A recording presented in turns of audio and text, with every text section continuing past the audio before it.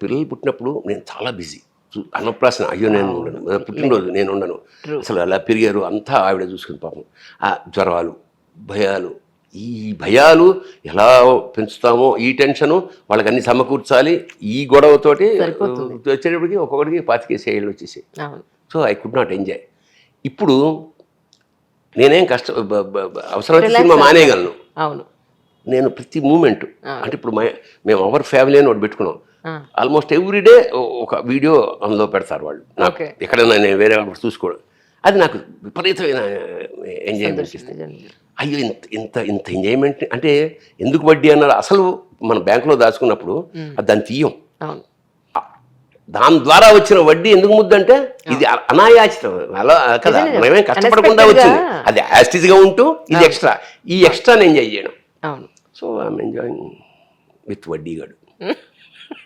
నువ్వు వచ్చే ముందే ఇక్కడ పీకి పందిరేసి వెళ్ళిపోయాడు అన్నమాట. సర్వజ్ఞ వాడి పేరు. సర్వజ్ఞ అన్ని తెలుసు. అది ఎందుకు పెట్టాలనిపించిందో ఏమిటో కానీ వాడికి ఏకసంతాగ్రహి. ఒకసారి చెప్తే అంతే రిపీట్ చేస్తాడు. మొన్న నేను లేకుండా చూసి వాడికి కటింగ్ చేయించారు. పిల్లలు కటింగ్ చేస్తే ఎంత రెండోసారి. ఫస్ట్ నేను ఉండగానే నేను పట్టుకున్నాను. వాడు కొంచెం ఫస్ట్ గుండు ఏమో వాడికి చిన్నది ఏదో పెట్టి మోసం చేసాం తిరుపతిలో. అదే అంటున్నాడు, చేసేటప్పుడు గుండె అయింది, వాడికి తెలియదు పాపం. అది అమాయక దశలో మోసం.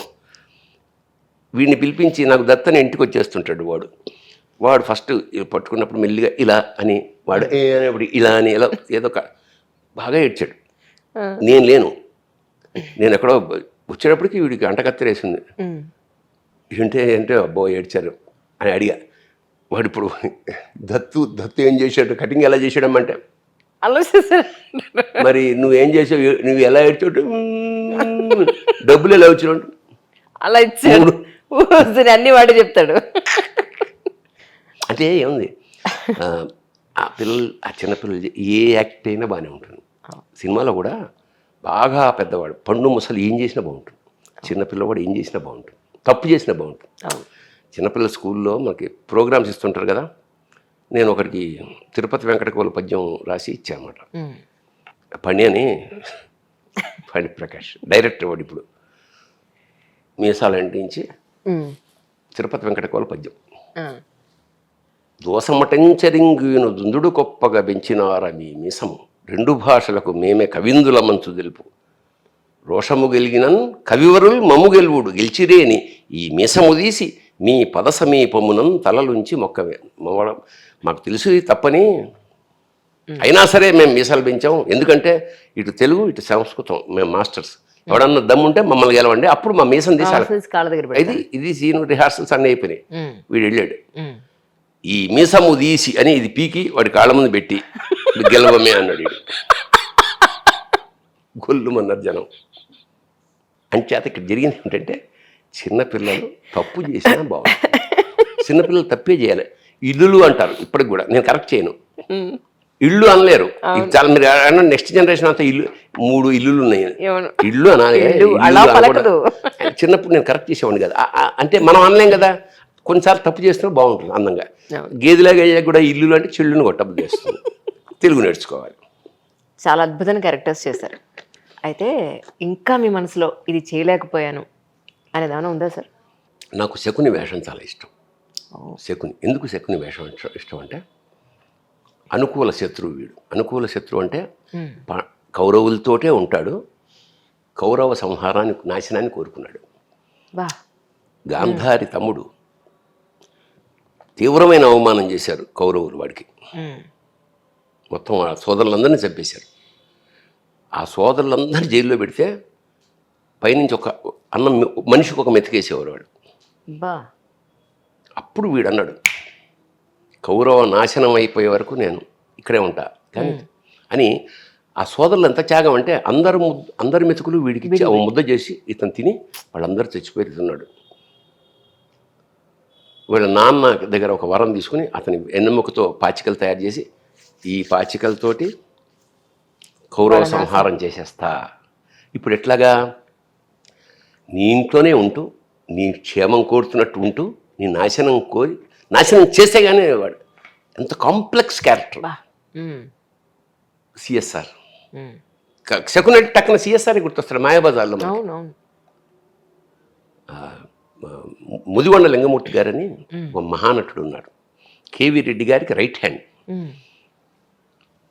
కేవీ రెడ్డి స్క్రిప్ట్ ఏం రాసిన ప్రతి అంటే కేవీ రెడ్డి గారు తీసిన ప్రతి సినిమాలోనూ ప్రధాన పాత్ర.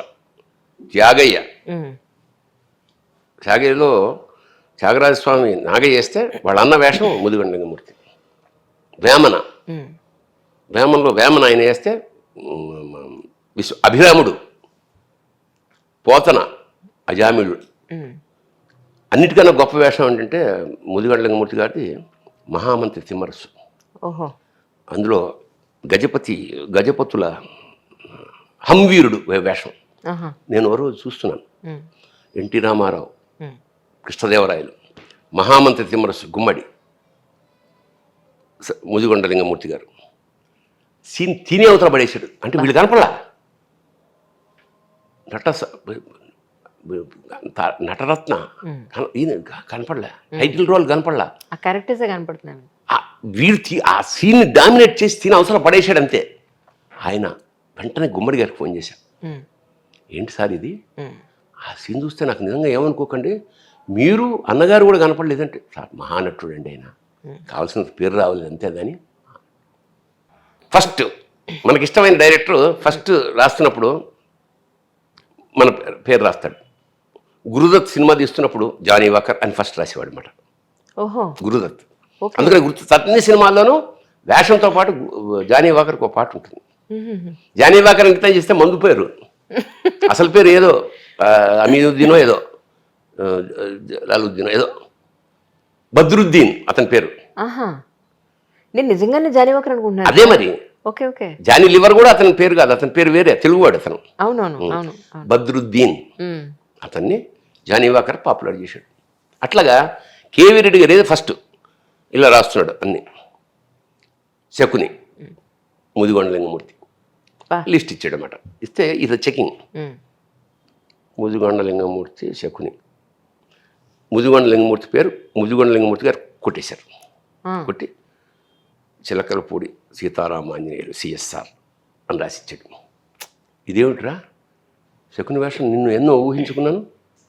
లేదు, వాడు అనుకూల శత్రువు కాబట్టి అందులో కొంచెం ఎంటర్టైన్మెంట్ కూడా ఉండాలి. నాకన్నా సిఎస్ఆర్లో బాగా పలుకుతుంది. అంటే డైరెక్టర్ నువ్వా నేనా?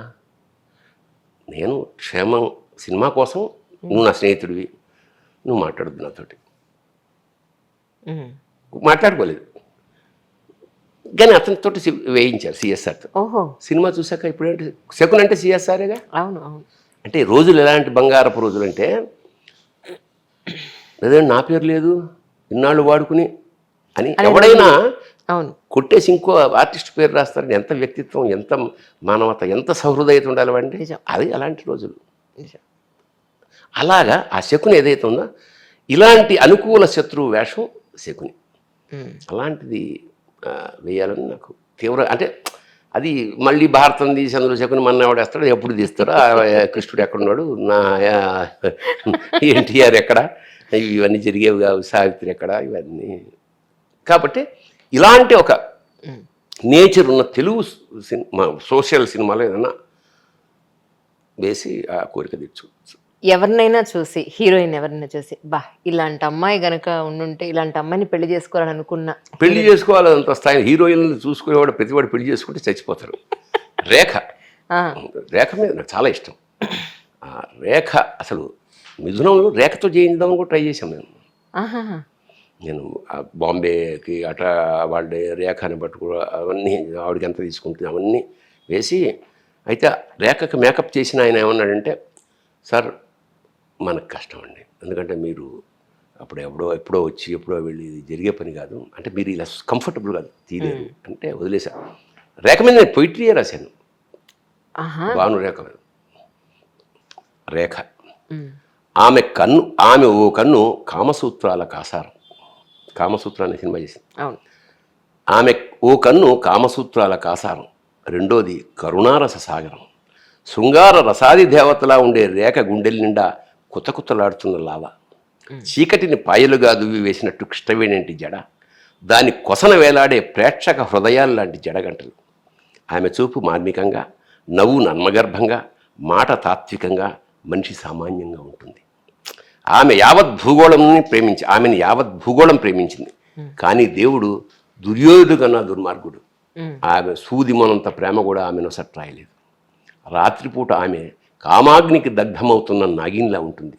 ఉషోదయాన్ని మౌనంగా ధ్యానం చేసుకుంటున్న యోగిన్లా ఉంటుంది. భారత చలనచిత్ర వధూటి నుదుట నల్లని నామం రేఖ. లక్షలాది రేఖ అనామిక ప్రేమకుల్లో నేను ఒకడిని. ఓహో, ప్రకటించాం. అవును.